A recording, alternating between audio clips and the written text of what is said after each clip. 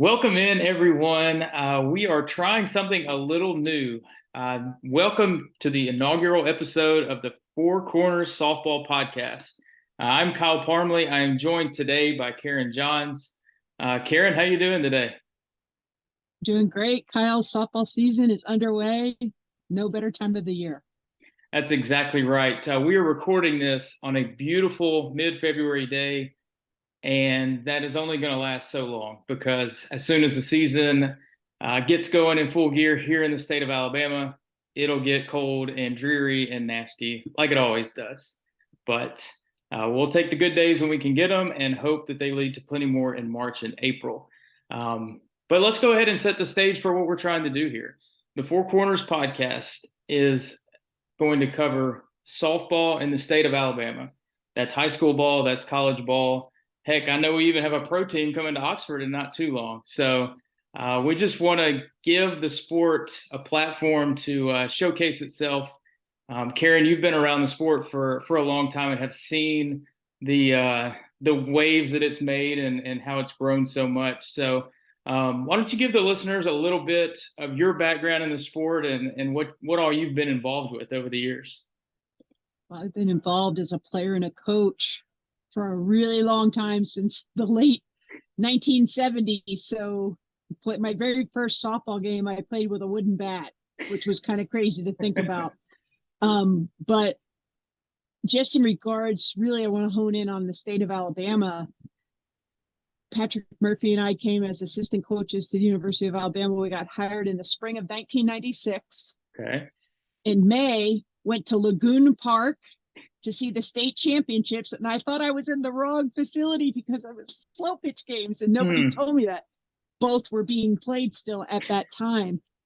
So to think about that day and to think about right now, we have powerhouses at the junior college level in the state of Alabama, at the NAIA level, at the Division III level, Division II level, and Division I level, all in this state of Alabama. And this summer, we're going to have a professional women's team to go and watch. It's just incredible from 1996 till now, how much this sport has impacted this state and what little girls can dream about growing up. Absolutely. And, you've always been one of those people, one of the first people in the sport that I met. I guess we're going on 7 or 8 years now. I am the sports editor at Starnes Media. It's a newspaper company in Birmingham, Alabama that covers a lot of the Birmingham metro area. But hey, softball is just is a sport that's clicked with me. It just there's something about it it's really fast paced, it's energetic, and I've been fortunate enough to be able to catch this wave of momentum that the sport has, and I'm one of many people that has landed in the sport either intentionally or by accident that has benefited greatly from being able to experience everything that's going on with this sport. It's a lot of fun, and I'm glad that I found it. Well, we are glad that you did find it because you've done such a good job of covering it, just providing a platform for young female athletes to really showcase their skills. You highlight them, you celebrate them. And in a world where sometimes it's difficult to find a place amongst all in this state, especially in a state that is just dominated by football, I think softball has really captured the hearts of the people, and you're one of the reasons why, because you've delivered the package to them and they see how much they love it. Well, that's exactly what we're going to do here over the next few months as we get the 2023 softball season underway. College teams have just started playing. The high school season is right. It's right here. It's starting this week. So with all that being said, each episode this season is going to feature an interview with a figure within the sport, and we are going to start that off with a great guy who, Karen, you mentioned you've known Pat Murphy for a long time. He's the head coach at Alabama, and we will talk to him in just a second. Well, that is fascinating. You're starting off with a grand slam your rookie year, right? Why not? And who better than to highlight Coach Murphy, one of the figureheads, one of very many in this state that have just escalated the sport, really put it on the map. And I know he'll give us great insight, and I know he'll share a lot of good things. Absolutely. So let's get right to it. All right, we want to welcome Alabama head coach Patrick Murphy to the Four Corners podcast. This week's interview is brought to you by the Elite 50, one of the top travel tournaments in the state of Alabama, is returning June 8th through 11th in Decatur. If you want to sign up your team for that, be sure to check out the Elite 50 National Invitational Showcase on Facebook. Coach Murphy, we're glad to have you join us today. Got a weekend in the books. How you feeling about things? Well, first, thanks to the Elite 50 for sponsoring and for you guys for having me on, because I think you two are probably two of the most influential softball people in the state of Alabama. So I'm looking forward to it. And, you know, of course, I told probably 10 people this morning in the athletic department, there was not, and Karen, this is going to surprise the heck out of you. We didn't have to go inside one day for our preseason practices for the first time in my career. So 27 years. We went outside every single day. And then, of course, the second day of the season, it's downpours and it's 38 degrees and windy. And we only lost one game to the weather, which just is a miracle in itself. But, you know, we had two good teams from Lehigh and Georgia Southern join us. And obviously Lehigh put one on us the first game. And, you know, we try to respect the hell out of every opponent. And I guess we didn't do that very well against them because they just had a great game. And, you know, plain and simple, they beat us. And then we came back and, you know, played well the second and third games. So, but this weekend is just a huge test for us down in Clearwater. And I think it's probably the best tournament, definitely east of the Mississippi and maybe just overall in the United States this year. A lot of really good teams. And, you know, you could see, shoot, 5 or 6 of those teams at the World Series come into May. Yeah, Karen, you'll be down there in Clearwater this weekend too, right? I will be. I'll be doing stats, and I think I have 2 or 3 of the Alabama games, which is kind of fun. I always love when I get Alabama and Auburn assigned to me, so it's fun. Well, give us a bunch of hits then. If I was calling the shots, I would. So I hear, Murph, I hear you and Karen, y'all go a little ways back. Oh, most definitely. When I applied for the job at Alabama, she was probably almost already hired. And I think it was her job to get me to come to Alabama, and she did it successfully. And I had known her when she played at South Carolina and was Team USA, and just, you know, her name was very famous in the softball world. And so we decided that we would be, you know, the 2 best assistant coaches in the SEC. And we were the last 2 hired. The whole coaching staff was the last hired. And, you know, it was nobody's fault. It's just the way it worked. And we didn't have a field. We had Bobby Johns, and Bobby was our saving grace because he played football for Bear Bryant. And I'd go over to their house. He was probably sick and tired of me, probably after every practice. Karen would make Italian food, and we would bitch and moan about what was going on at practices and stuff. And you'd all of a sudden you'd hear Bobby scream, you know, from the backyard or anywhere in the house, quit complaining and coach them better. And we'd look at each other and like, he's right. So let's see what we can do. And, you know, that first roster, I think, Karen, didn't we have like 12 people on the roster? Yeah, and not many people. Yeah. No, two or 3 pitchers, and 2 of the 3 also played a position and played defense and could hit. And we were 29-29, I think. And it's the only non-winning season in the history of Alabama softball. And Karen did most of the recruiting.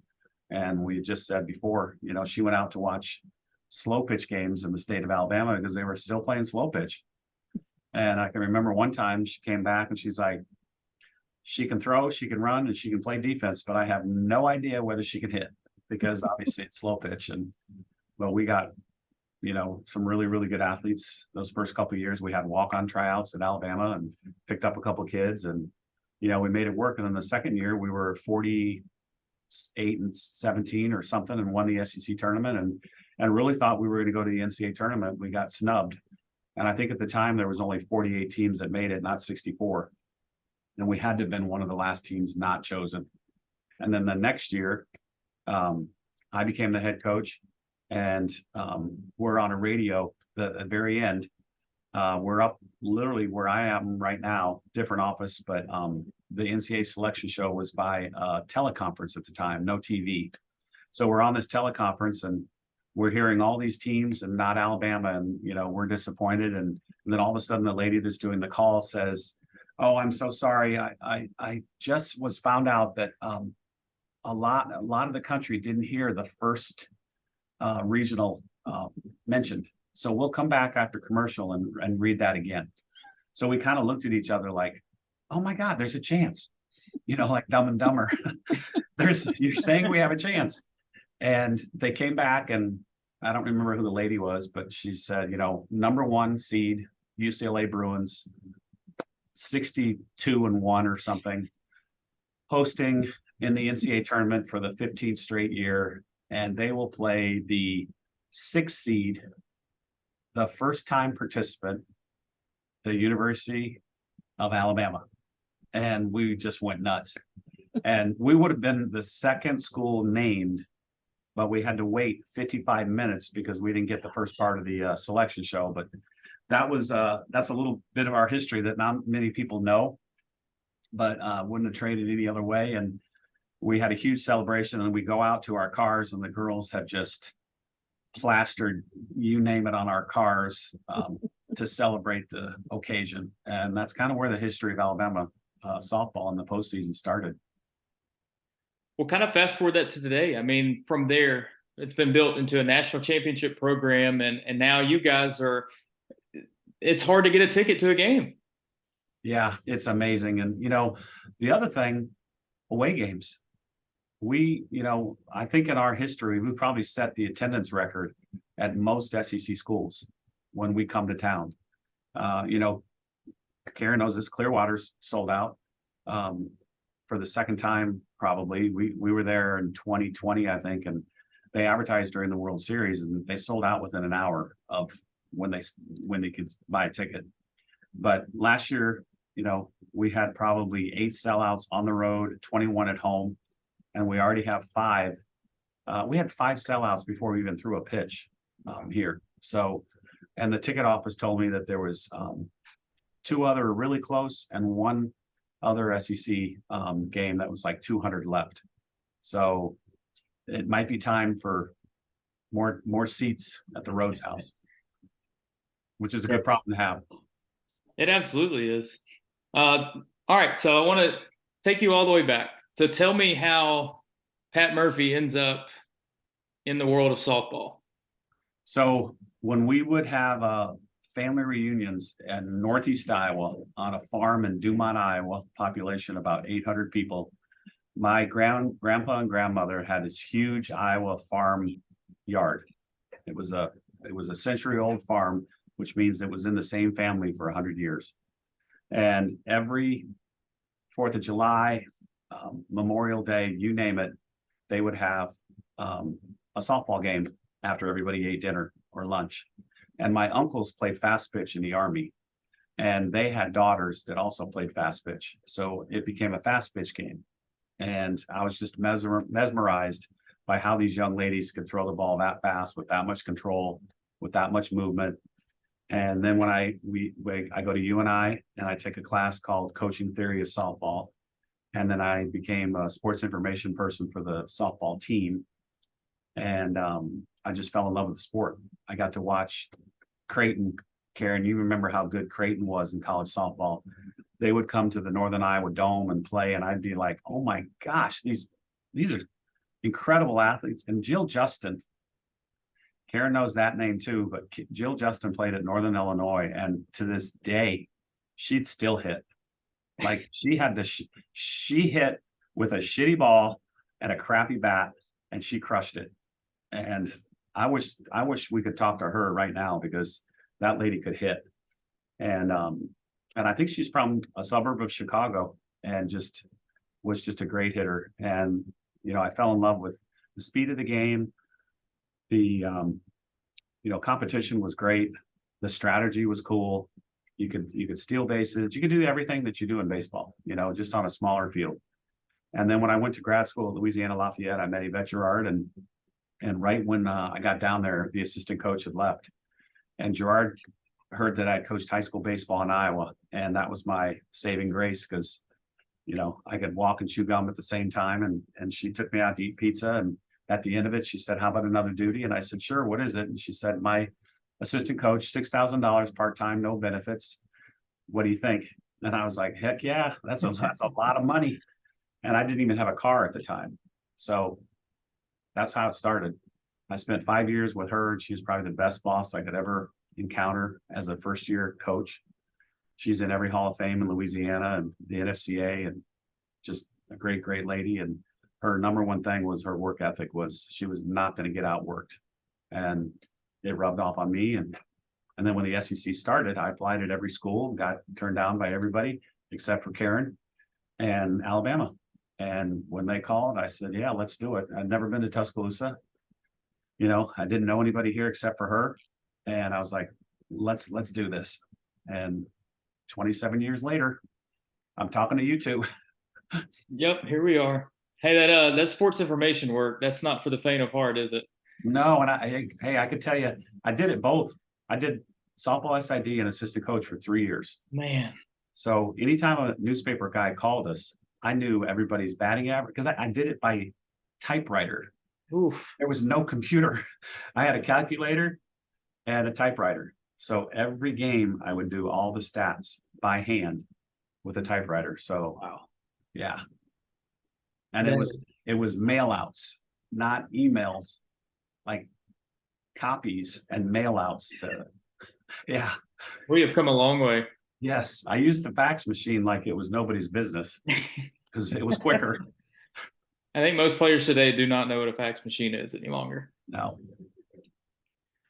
Well, I want to get to another really cool thing that's happened in this state somewhat recently. We had the World Games, the softball competition last summer at the Hoover Met. Couple of Alabama girls on that Team USA. Just a really cool honor, and to be able to see that team go all the way and win the thing. What were your thoughts of the competition itself, of how Hoover hosted the event, and all of the above? Oh, everything was terrific. First class all the way. I was so proud of Birmingham, the state of Alabama, and that whole committee was terrific. The most attended sport was softball. The gold medal game was on a Wednesday night, lousy weather, hotter than heck, threat of storms, and 9,000 people showed up at the Hoover Met. And the lady next to me where I was sitting, I turned and talked to her almost the entire game, and she bought her ticket for $90, not off of some secondary market. That was the cost of her ticket. And when she told me that, she didn't even hesitate. She didn't say, "Oh my God, it was way too much." She just said it was $90. And, here we are, we have 1,000 people on a waiting list for our season tickets at Alabama. And they don't want one, they want 2 or 4. Mm-hmm. So actually we could say there was 4,000 people on a waiting list for season tickets. So I was just so proud of the state of Alabama, the way the people came out, and there were people from all over. I mean, it wasn't just Alabamians. I met a lot of people, and just to see that excitement, and for the Japanese team, that was a great, great team. I mean, obviously it's gold medalist from the Olympics the year before. I mean, we had the best of the best in the state of Alabama for about a week. And it really showed to me the Hoover Met could do something like that. Yes, it's a baseball field, but when you walked into that stadium, and you guys can disagree with me, it looked like a Major League softball stadium, not baseball. They moved everything in, they reconfigured the diamond, they did all the grass correct way, they did the skinned infield. The backstop was 25, 30 feet, just like a normal softball stadium. And, I've for years have wanted the SEC tournament there. And I know it's very tough, obviously, because 2 weeks later, the baseball tournament is there. And the grounds crew cannot cut a mound out and then replace it 2 weeks later. And they can't get grass to grow or to stick after cutting the infield out and making it a skin infield. But I think it's time that we look for a neutral site for 5,000 to 6,000 people. I don't know where that might be. But and if somebody has some money out there that they're looking to put somewhere, I think it would be a good opportunity for a neutral site somewhere in the Southeastern Conference footprint to do that, because they showed this summer that we could do it. Mhm. And why not? It just takes one person to say, let's try this.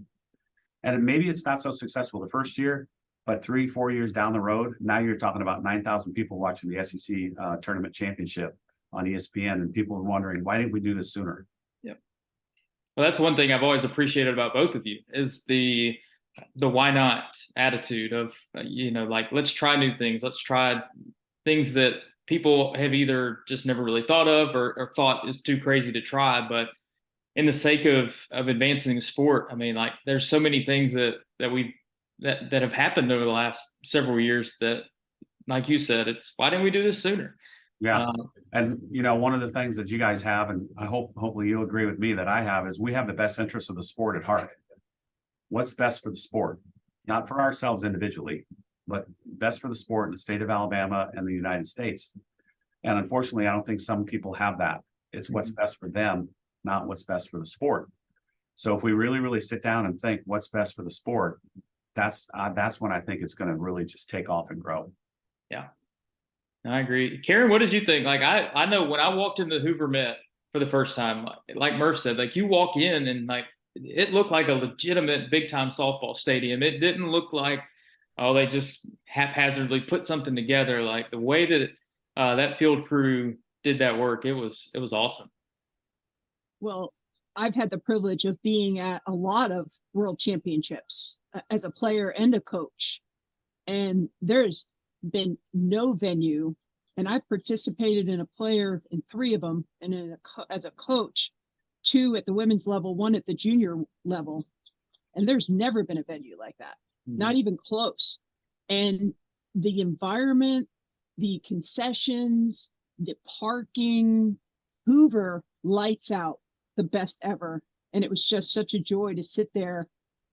And I love the fact that I had no responsibilities. I could just sit there and just take it all in and soak it all in and hear the comments and the sounds. And it's just awesome. I get chill bumps right now. I could still see Ali Carta throwing that last pitch, and just awesome. Yeah, she, I got to go down to her and Kelly's wedding and still talking about what a great event it was and how, the chance of USA, just, that's the best feeling in the world, because we all come together for a common purpose, and sports does that for you. There's no politics, there's nothing. It's just sports. And really cool it could have happened in Alabama. Yeah, absolutely. Talking to University of Alabama head coach Pat Murphy on the Four Corners podcast. This interview brought to you by the Elite 50 tournament coming back in June of this year. Murph, I want to kind of talk about some of the coaching philosophies that you've developed. I know you talk all over the country about some different things that you've gained over the years. So what are some of the main points right now that when you go speak somewhere, those key things that you hit on that you really emphasize with your teams right now? Well, I think number one, to have a really, really good program, you have to have a really good culture. And, a lot of people can win maybe once or twice, but it takes, I think, something really, really special to win over a long time period. So to me, it starts with the type of people that you recruit, their parents, and you try to get them to buy into everything that you're trying to get them to perform like, to be like. So the 3 things for me would be attitude of gratitude, servant leadership. And then the third thing, I'm talking about, or what I'm going to talk about, is mudita, having vicarious joy in someone else's success.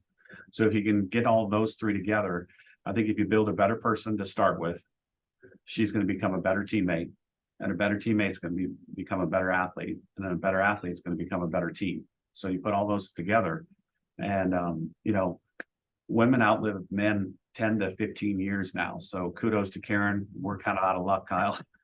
But they're only going to be a softball player for 4 years in college. They're going to be a person for 65, 70 years beyond softball. So I think you really do an injustice to somebody if you don't teach life lessons along with softball, because it's only 4 years they're going to play. But they're going to be a young lady, they're going to be a member of the community, they're going to be a mom, they're going to be a wife, they're going to be a partner, for a lot longer. So you got to build a better person to start with, and then the rest will fall into place. Yeah. Now, how key is something like that. I mean, with the amount of new faces that your team has this year, what's that process look like? Well, and we kind of started from the beginning because, when we had the 3 transfers and 5 true freshmen, we had to reintroduce everything to those 8 because they'd never heard it before. So I couldn't assume that Karen knows what I'm talking about. Well, no, Karen might not know what I'm talking about.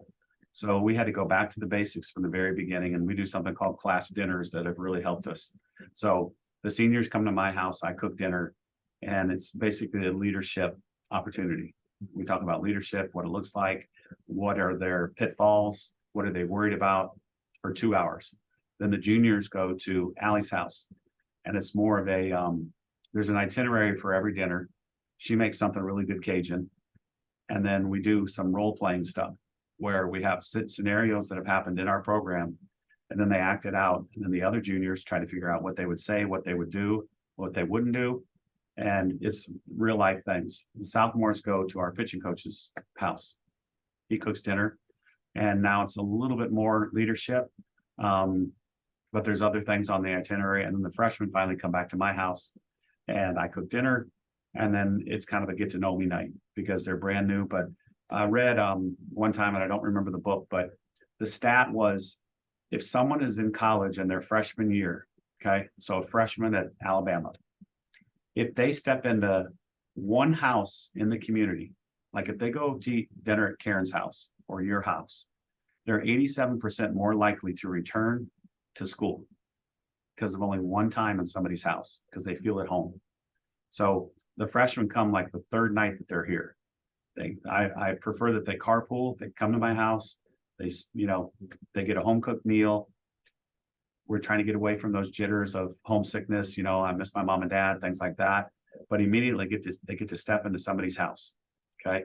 So then about a month later, we all come back, and right before we start fall ball practice, we have like a cookout. So we used to do that cookout first, and then all the freshmen were scared to talk, and they wouldn't talk. They'd sit in a corner like the junior high dance and be afraid of everybody. So that's why we did the separate dinners, and it's really worked, because by the time they come back a month later, everybody knows everybody. So now there's no shyness. They've been to weights 3 times a week at 6 a.m. as a group. They've been to individuals together. They've been to running together. So they know everybody. So then it's a lot smoother. So we try to do something every week or every month, some sort of team building all the way through the end of May. And it's really helped our success. No, that's awesome. Now with so every team has its own unique identity. So after a preseason and a first weekend with this group, what do you kind of see? What do you hope it evolves to be, or anything of that nature? Well, we had the golf coach at Alabama, the men's golf coach. I like to have, it's called SOS, Speakers on Success. And in the preseason, it's almost once a week. After that, it's about once a month. And tell Bobby I said hi. And anyway, Jay came, talked to the team in the preseason. And he's the first one that has said this, and I really appreciate it. But he mentioned he loves that each team gets an identity, and this is team 27. It's not team 26, it's not 28 yet, but it's 27. So these 21 young ladies, they'll be remembered as team 27. And I know in the past I've made mistakes where I would say, oh, that 2001 team, they were, gritty as heck, and they did this and that, and that 2006 team, and I realized that they don't like that. So don't compare them to somebody else. Their own identity, they're going to create their own legacy, and that team 27 is going to create their own path. So right now, I still feel like we have one of the most athletic teams we've ever had. When we were looking to pinch run people, honestly, Karen, I was like, who's it going to be? We really don't have a turtle on the team that really needs a runner. And that hasn't happened before either. So it's we go from, medium fast to fast, which is pretty good. So we have 5 green light girls, 2 that are yellow light right now. They're getting there, but just really athletic. Hopefully you'll see really good defense all year long. We made great plays this past weekend. We didn't have an error in 3 games. So, and we have 2 really, really good catchers that I feel comfortable putting back there. And that's a key. You know, we've got a 5th-year senior and a freshman. So I love that combination. And they're learning from each other. So now we got the pitching, you know, that's a big question mark right now. Obviously, you got Montana, and then you have 3 really unproven kids. So we need a couple for them to just really start shoving, and, you know, that's going to help us. Yeah, definitely. Karen, anything else for Coach here? I think one question that I'd like to ask him, it's kind of a 2-part, but it's a short 2-part, is what is your biggest challenge as a coach today? And what is your greatest joy as a coach today? I think my biggest challenge would be the social media negativity. It's, you know, I've never been a guy that says, shut your phone off for the semester. And I know some schools do it and I admire them, but I don't think I could do that you know, so we really have to teach them to wade through the negativity, just don't go there. And it's going to happen, you know, because they're your number one fan when you get a hit, but they're going to rip you if you strike out. So it's a tough balance, and they've grown up with it. They've grown up with the phone.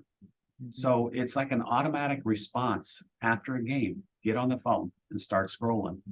So that's my biggest challenge, is just try to get away from that. And I always remember, you know, the man in the arena. If you don't have any skin in the game, don't listen to them, right?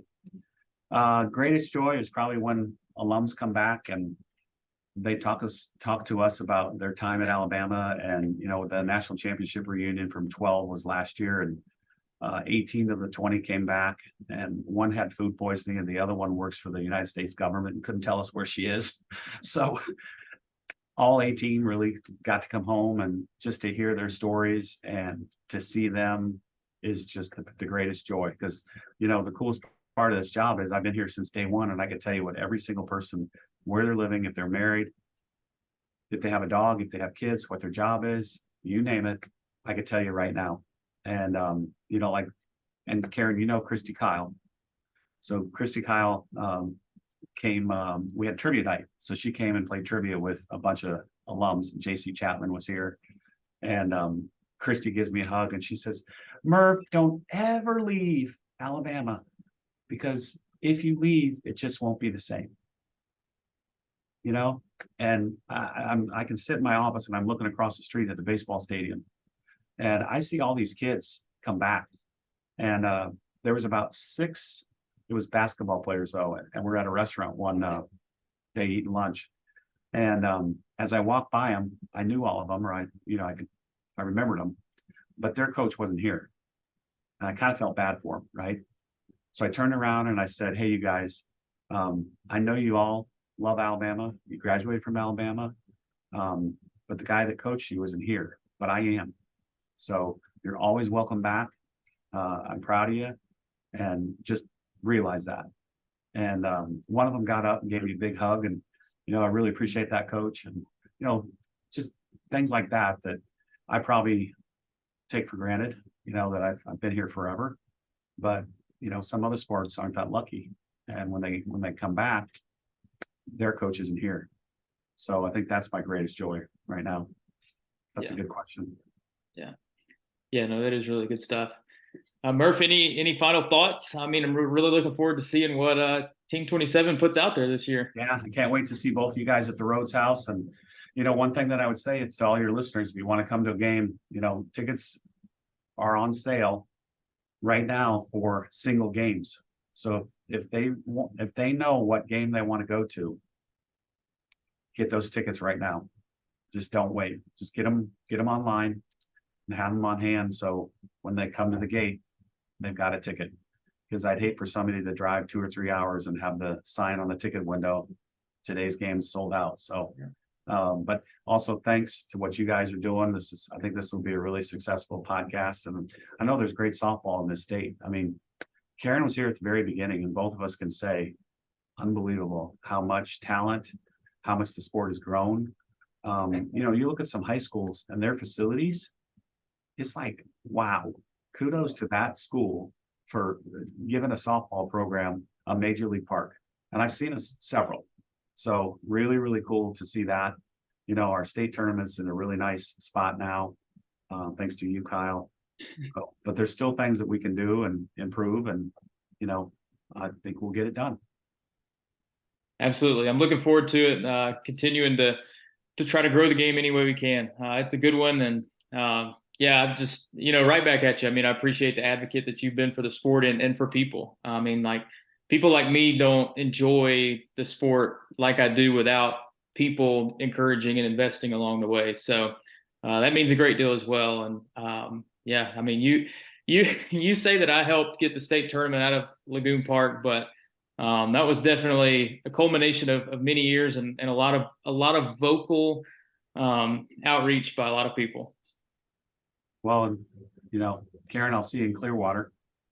Yes. So hopefully I'll see you guys at the Rhodes House soon. Thanks for having me on. Sounds great, Coach. We really appreciate your time. No problem. Thanks, Murph. Yeah, good to see you.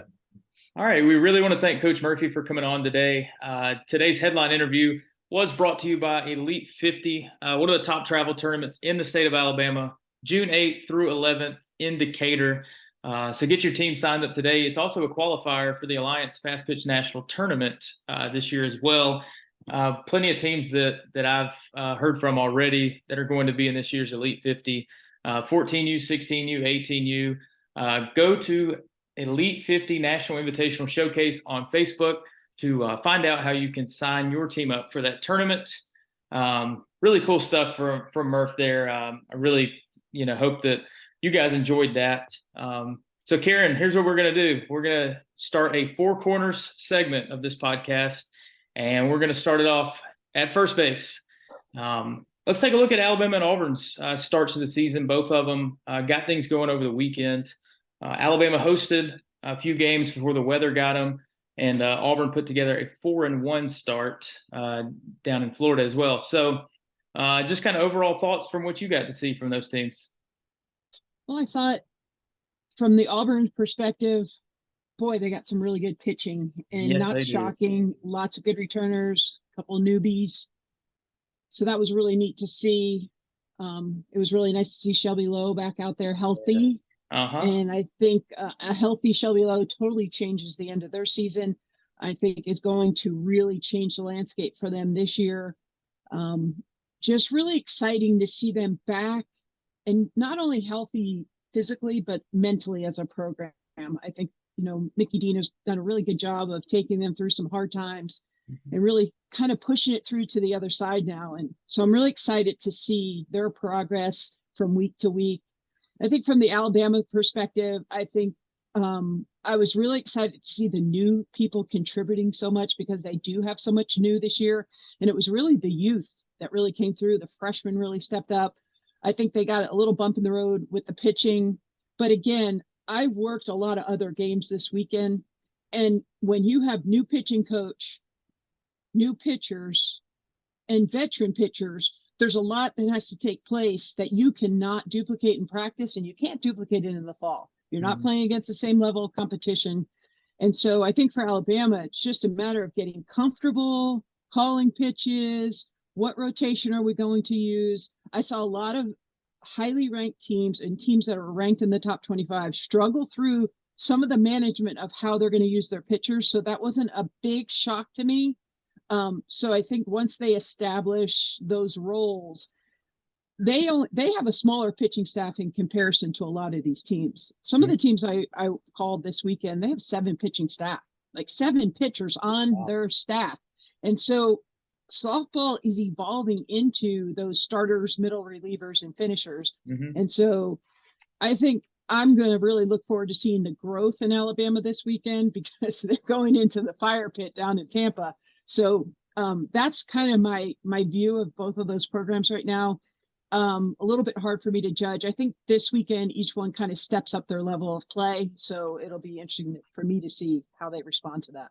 Yeah, absolutely. The pitching at Auburn is the thing that stuck out to me the most. I mean, Maddie Penta is going to do what she does. And Shelby Lowe being back healthy will be such a huge boost for them. And and even Annabelle Weidra, who, we got to see play at Spain Park all those years.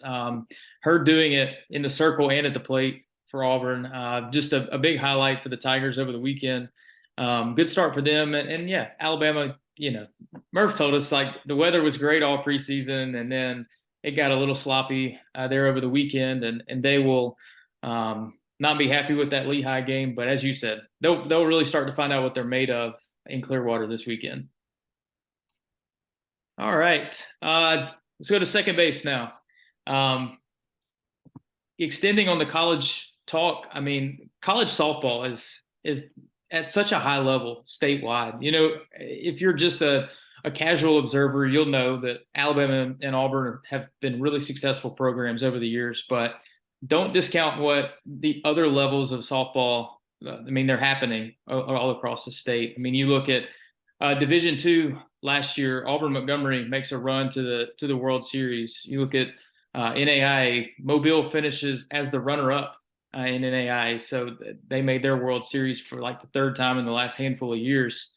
You look at junior college, Wallace State made a run in the national tournament. Snead State made it as well.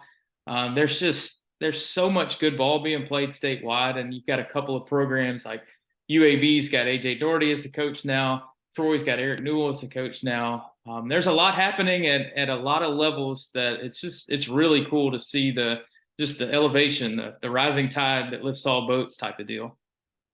Yeah, it really is. It's amazing the opportunities growing up in this state as a softball player that you have to choose from.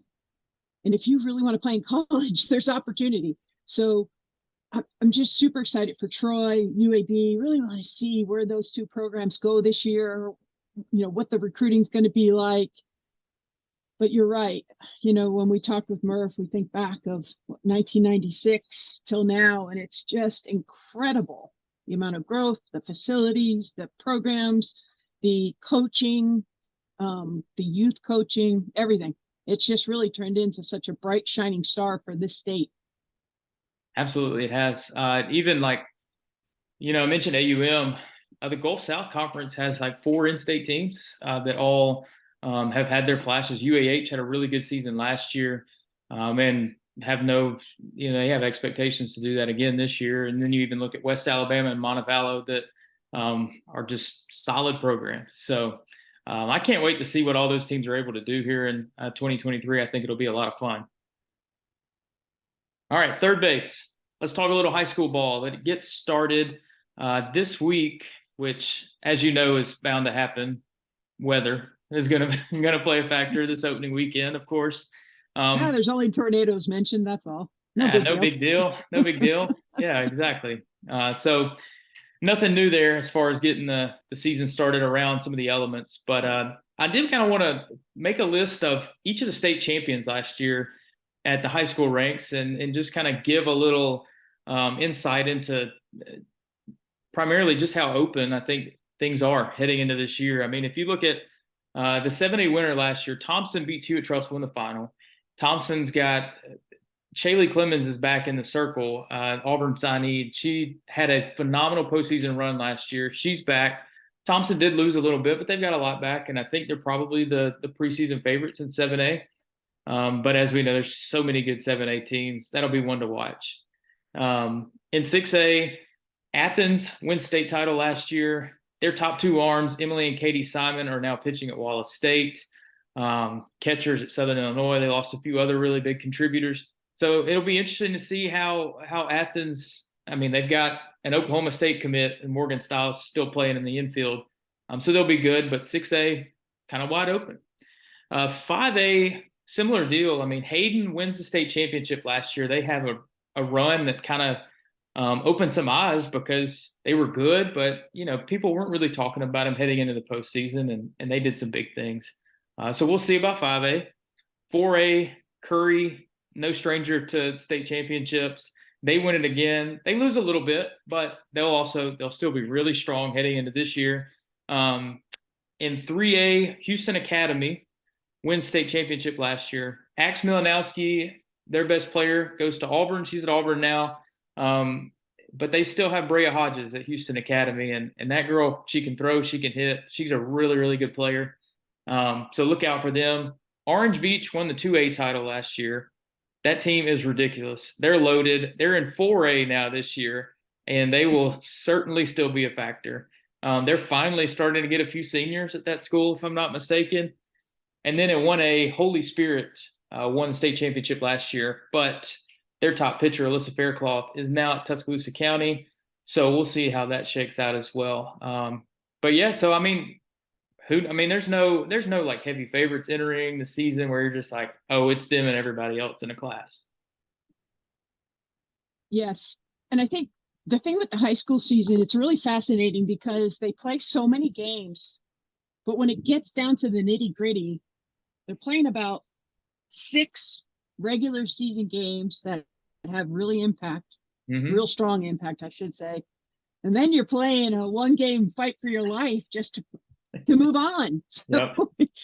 The thing that I look at, and I have the privilege of being able to coach at Hugh Trustful for that 1 year, and what I learned through this process was that if you have an ace, you have a really good shot.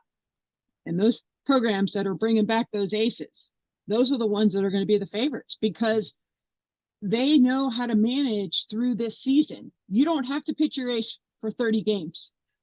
Yes, it's nice to win all the time. There's no question. But you can provide valuable growing experience for those kids that are lined up behind them.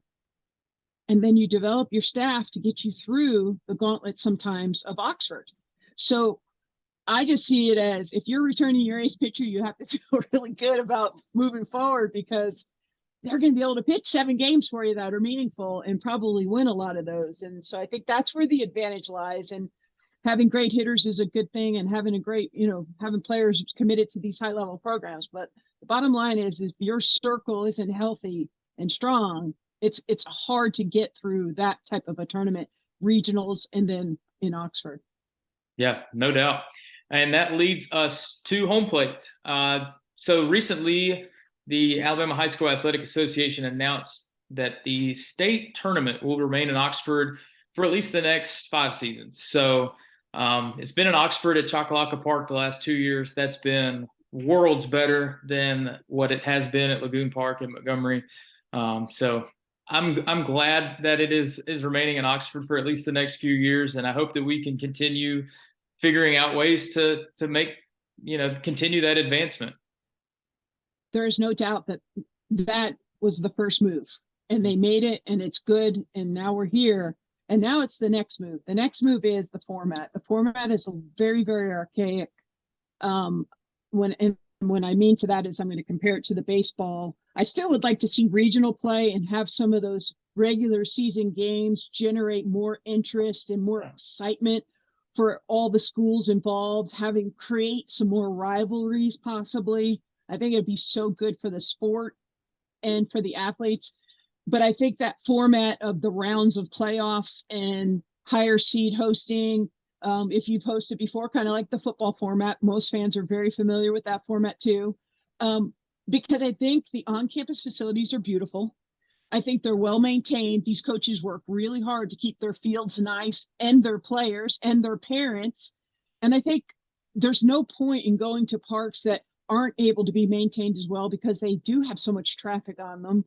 And I think just the excitement of the student body knowing that, I live here in Trustful and that we're hosting this opening round playoffs 3-game series against Hoover, and Hoover's fans are all going to travel across. And next thing you know, you have 2,000 fans sitting on your campus. Yeah. I mean, there's no better excitement than that.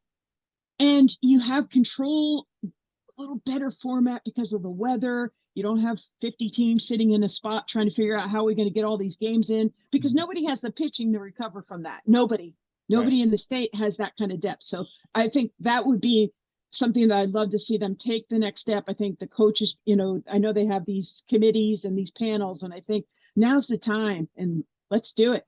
Let's go. Let's take the other step forward because it's ready today. Like right now, it's ready. It's not like, oh, we're going to work for that. We don't have to work. They've already earned that privilege now. Yeah, absolutely. So I hope we continue to keep working on that type of thing. So that is our first Four Corners segment here on this first episode of the podcast. I want to thank Scout Town Sports for being on board this season.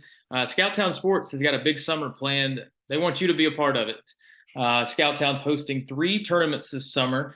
There's the USA Scouttown Showcase in Montgomery, May 26th through 28th. There's the USA Scouttown Showcase, June 30th through July the 2nd in Birmingham, and the USA Scouttown Capital City Showcase in Montgomery, July 28th through the 30th.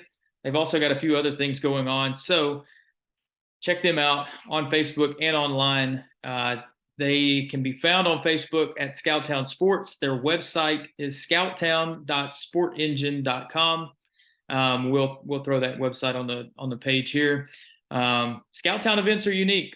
6 innings, no time limit. They really are proud of that, and that makes for some really competitive tournament action there. So be sure to check them out and get your team signed up for one of those tournaments as well. All right, moving on. Each episode, I want to kind of spotlight a team. And today we're going to spotlight the Central Red Devils, Central High School in Phoenix City. Head coach Mitchell Holt has done a phenomenal job there. They've been a factor in Class 7A the last several years. Their team made state tournament last year. They've got the team potentially to do that again this year. So the thing that stands out the most about this place, though, is their facility. Karen, I think you haven't been there, I don't think, but it is awesome. And I'm waiting on you to get down there and checking it out. No, I haven't been down there yet, but I have followed it in pictures, and it is just beautiful. And I was really fortunate to connect Coach Heather Tarr when the junior national team was training down in that area, playing in Columbus with Coach. And she was able to take the team there to train. And I can remember the first day that she was there, my phone rings and I was like, oh, I thought they were scheduled for practice right now, but maybe they decided not to. And she said, I had to stop real quick and call and tell you, I can't believe I'm at a high school field. She said, this is unbelievable. And so, that's a lady that's been around a lot, at the high level, especially in Division I, has taken the junior team to a lot of places. And so for her to call and say that, I was so proud, like for our state, for Central Phoenix City, just the whole thing. So it was really cool. Yeah. And lucky for all of us, we are about to get a tour of their facility put together by a few of their players, and most notably Mia Bell, one of the players on the team, put together this video. I'm Sarah. And I'm Haley. Welcome to the crib. This is where we work out, we hit, we do all of our fundamental and learn all the skills that we need to play the game that we love. Lots of tears are shed here. There's so many tears, and you see this ground? So many tears are in that ground right now. You wouldn't even, it's unimaginable. But you see those weights? That's when we get big. Next up, the Palace. The Palace, aka state-of-the-art facility. Stadium hasn't been named after anybody yet, but I think it's a name coming soon. Coach Holt doesn't call it a stadium, but it's a stadium. This is our dugout, the best dugout ever. We have heaters up here, these nice sturdy benches where you hear all of our beats. The choir is here mostly. So this way to the home of the Ali Supan, the Brianna Murray, the Ebby Baber, anybody that steps in that circle, this is where they spend most of their practice. This is a forbidden place for any fielders. Well, we're going in. We're going in. Right here is the pen. Most people call it the bullpen. There's Bob. Yeah, there's Bob. But yeah, the pitchers, they got their own special balls. P balls. If it has a P on it, don't touch it. But yeah, we can't be in here too long. There'll be stairs, but I think Mia's gonna speed it up. So come on, Bree. It would be funny if it was like while we're going up the stairs.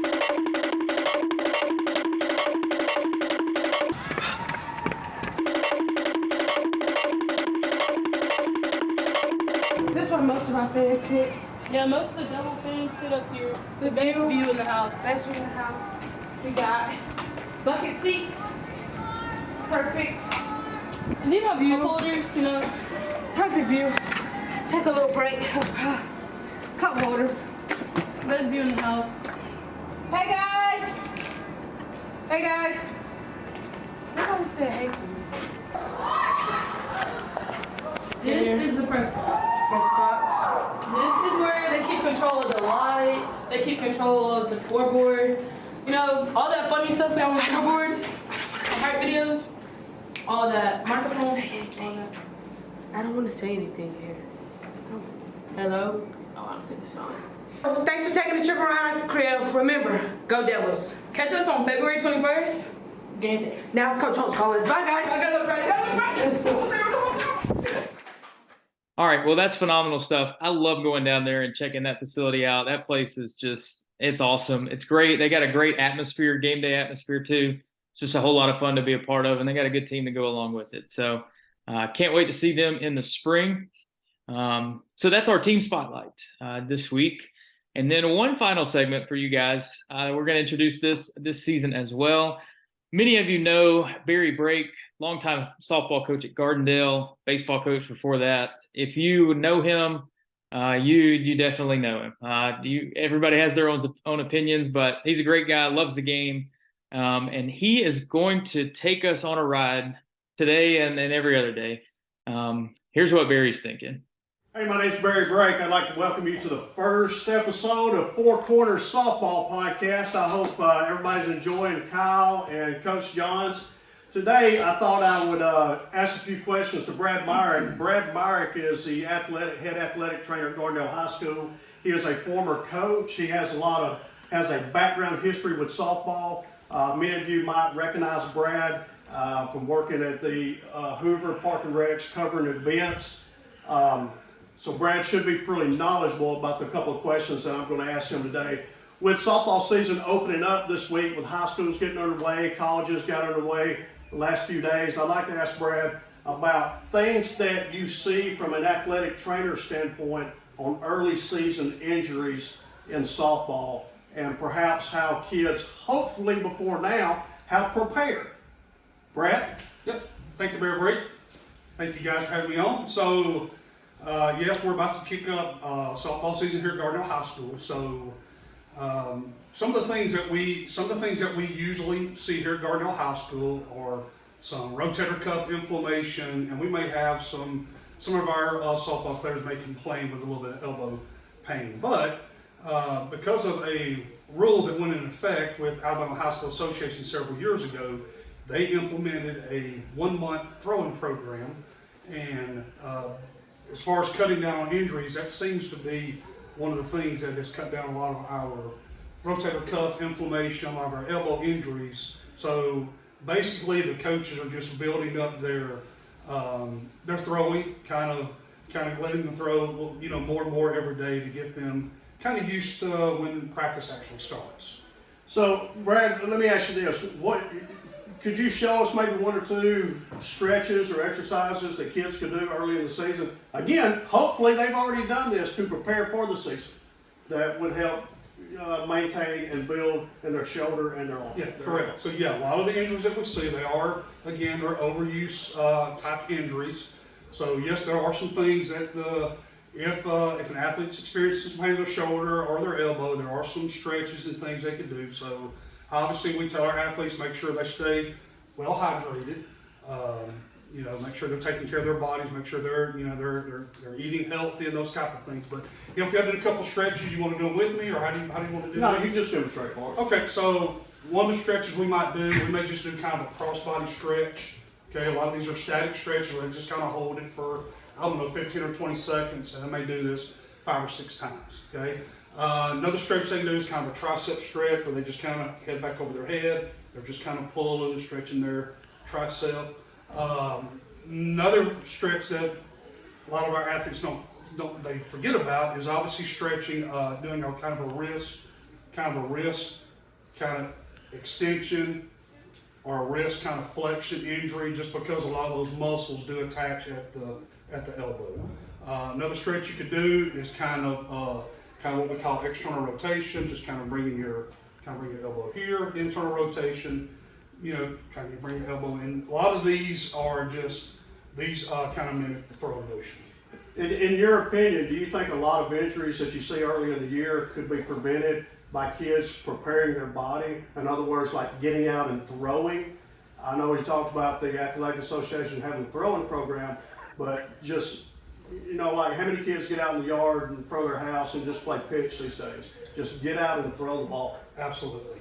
So especially this time of year, they need to be out throwing the softball on a regular basis. Obviously, they want they're working their way up to kind of game speed, game motion, kind of all out, full out throwing the softball. But yes, being outside, throwing the ball, and then just obviously taking care of your arm each day.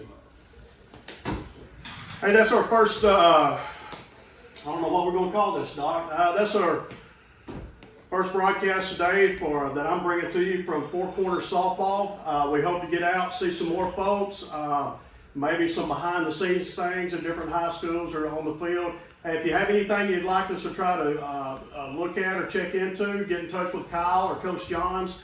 And early in the season, take care of your arm. Hopefully you prepared, and I hope everyone has a great high school softball season. All right, well, that should do it. The first episode of the Four Corners Softball Podcast is in the books. We'll have plenty of more games to talk about as all the seasons get going and kind of get into full swing there. A lot of stuff in this episode today. Really enjoyed it. Karen, I appreciate you joining me. I'm looking forward to doing this plenty more times as we go this spring. Yes, very much so looking forward to it. And I do pray for just safe weather on Thursday. I won't even ask for no rain. I just want to say safe weather. Absolutely. So, all right, well, that'll do it for this episode. We encourage you to continue to follow along. You can find me on Twitter at Kyle Parmley. And then, we'll be posting all kinds of content from this episode and future ones. So thanks again for supporting and for joining us today. We'll see you next time.